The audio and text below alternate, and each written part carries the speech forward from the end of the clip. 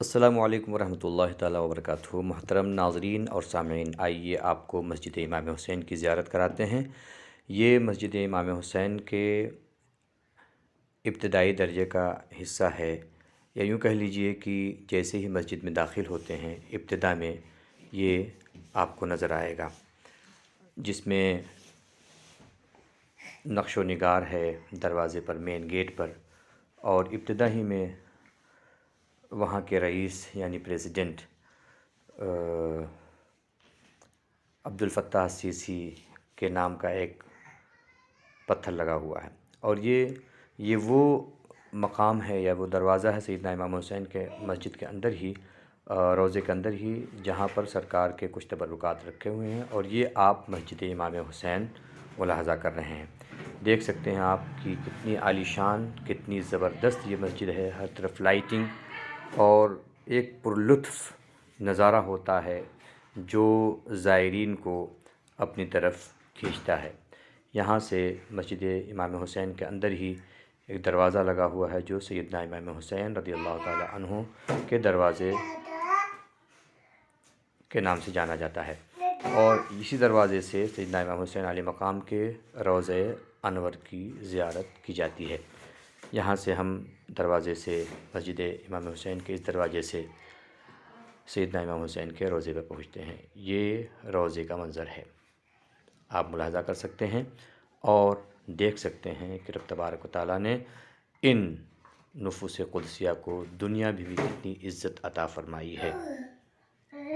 دیکھ سکتے ہیں کہ زائرین دنیا بھر سے سیدنا امام حسین علیہ مقام کے اس روضے کی زیارت کے لیے آئے ہوئے ہیں اور دیکھ رہے ہیں، دعائیں کر رہے ہیں، التجائیں کر رہے ہیں۔ یہ روضہ ہے، اور یہ روضے کے قریب میں حجرہ نبویہ جس میں سرکار کے آثار ہیں، اس کو لوگ اپنی آنکھوں سے لگاتے ہیں۔ آپ دیکھ سکتے ہیں کہ یہ بندہ جو غالباً سودان کا، حبشہ کا رہنے والا دکھتا ہے، یہ حجرہ نبویہ کے بوسے لے رہا ہے، اور یہ سارے کے سارے لوگ سیدنا امام حسین رضی اللہ تعالیٰ عنہ کے روضے کے سامنے بیٹھے ہوئے دعائیں اور التجائیں کر رہے ہیں۔ یہاں پر دیکھ لیجئے، یہاں پر دیکھ سکتے ہیں کہ کس طرح سے لوگ جالیوں سے اپنے آپ کو لگا کر اور سیدنا امام حسین کی بارگاہ کی حاضری دے رہے ہیں۔ یہ امام حسین کے روضے کی جالی اور یہ مقام مبارک کی کچھ یادیں۔ اندر ہی میں ایک جگہ ہے جہاں پر منبر اور محراب ہے، اور مخصوص وقت میں لوگ وہاں نماز بھی پڑھ لیا کرتے ہیں۔ یہ کچھ اشعار ہیں جو سیدنا امام حسین علیہ السلام۔ اب آپ کے سامنے میں کچھ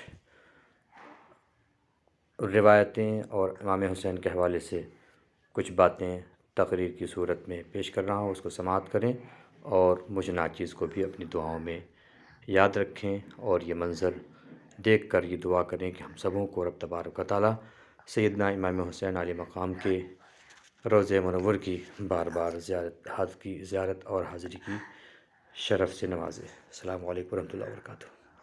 ایسا بھی ہوا ہے کہ سیدنا امام حسین رضی اللہ تعالی عنہ عین حالت نماز میں، جب سرکار علیہ الصلوۃ والتسلیم سجدے کی حالت میں ہے، عین حالت نماز میں سیدنا امام حسین رضی اللہ تعالی عنہ سرکار کے پشت مبارک پر سجدے کی حالت میں آپ رضی اللہ تعالی عنہ تشریف رکھتے ہیں۔ سجدے کی حالت ہے اور سیدنا امام حسین رضی اللہ تعالی عنہ آپ کے پشت پر، آپ کی پیٹھ پر، آپ کے بیک پر بیٹھ جاتے ہیں۔ اللہ اکبر۔ اب آپ سوچیں، رسول پاک صلی اللہ تعالی علیہ وسلم نے 3 تسبیح نہیں، 5 تسبیح نہیں، 7 تسبیح نہیں، زیادہ سے زیادہ ہم سجدے میں کتنی تسبیح پڑھتے ہیں؟ ہماری نمازیں تو گن کے 1 منٹ کی ہوتی ہیں، کہ 1 منٹ میں ایک رکعت ہو جانی چاہیے، 2 منٹ میں 2 رکعت، 17 اگر رات کی نماز ہے تو 17 رکعت 17 منٹ میں ختم ہو جانی چاہیے۔ ہم تو یہ اندازہ لگائے بیٹھتے ہیں، کیونکہ ہمارا ایمان اللہ رب العزت حفاظت فرمائے۔ اگر ہم تسبیح کو بھی بڑھا دیں، آج کے زمانے میں آپ اپنی انفرادی نماز پڑھیں تو اس وقت شاید کم بولنے والے لوگ ہوں گے، لیکن اس وقت بھی بولنے والے لوگ ہوں گے کتنی لمبی نماز پڑھتے ہو بھائی، حالانکہ سامنے والا کا کچھ نہیں جا رہا ہے، لیکن پھر بھی دیکھو کتنی لمبی نماز پڑھ رہا ہے۔ آج ہمارا یہ مزاج ہے، لیکن آپ دیکھیں رسول پاک صلی اللہ تعالی علیہ وسلم نے تسبیح بڑھا دی، اور حکم یہ ہوا رب تبارک و تعالیٰ کی طرف سے کہ اے محبوب، جب تک امام حسین از خود سے آپ کے زانو، آپ کے پشت مبارک سے نہیں ہٹتے ہیں، یا رسول اللہ صلی اللہ علیہ وسلم آپ تسبیح کو بڑھاتے جائیں۔ اب آپ دیکھیں جس وقت سیدنا امام حسین علی مقام رضی اللہ تعالی عنہ سرکار کے پشت مبارک پر تشریف فرما ہوں گے، اس وقت کیا رسول پاک صلی اللہ علیہ وسلم کے ذہن میں، دماغ میں یہ خیال نہیں آیا ہوگا کہ میری پشت پر میرے صاحبزادے، میرے شہزادے امام حسین جلوہ گر ہے؟ خیال آیا ہوگا کہ نہیں؟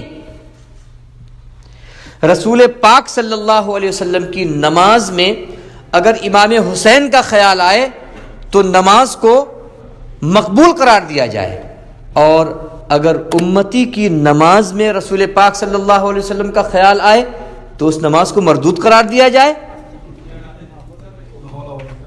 یہ کہاں کی منطق ہے، یہ کہاں کا فلسفہ ہے؟ بلکہ میں بڑی ذمہ داری کے ساتھ عرض کر رہا ہوں، ایک بات آپ نوٹ کر لیں، بڑی ذمہ داری کے ساتھ۔ بہار شریعت یہ کتاب رکھی ہوئی ہے، ہمارے مسلک کی بڑی ہی زبردست کتاب ہے، بلکہ میں کہہ سکتا ہوں کہ اس وقت علماء اسلام میں کوئی اگر مفتی ہونا چاہے تو اس کتاب کو چھوڑ کر مفتی بھی نہیں بن سکتا، وہ اس کتاب کو چھوڑ دے مفتی نہیں بن سکتا۔